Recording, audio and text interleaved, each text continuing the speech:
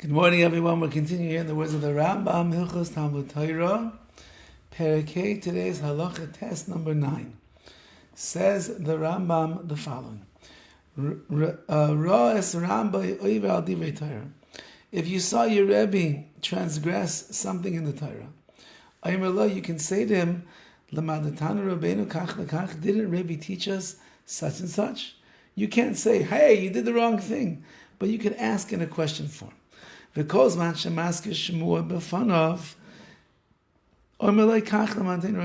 you want to mention one of the teachings of your Rebbe in front of him, you say, Rebbe taught us such and such. And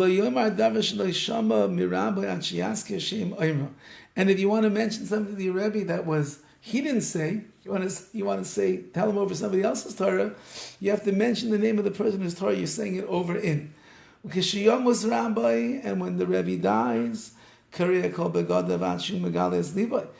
to give a rip, he has to tear kriya over his heart until he reveals his heart, and he should never sew up and mend that garment. And what are we talking about over here? That you mourn the same way one would mourn from their parents, ripping over their heart. But RAMBAM, that's his main Rebbe that he learned, that he learned most of his Torah from.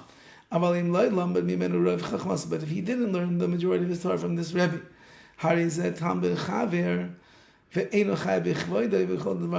then he has the, we'll call him like a Talmud Chaver, a student colleague, and therefore he doesn't have all the same obligations as the first one has. However, aval, you still have to stand up for him when he walks into the room, and if he dies, you have to still tear kriya like a person would over all other deceased that he's obligated to mourn for, a parent, a sister, a sibling, and the like, child, Rahman al-Islam.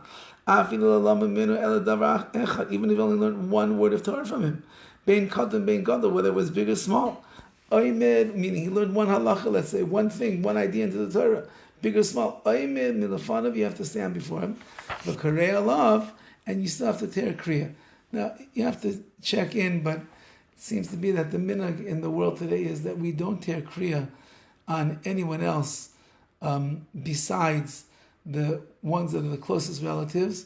And most people, again, unless it is their Rebbe Mufhak, their main Rebbe that taught them the majority of their Torah, they don't tear kriya over the loss of them.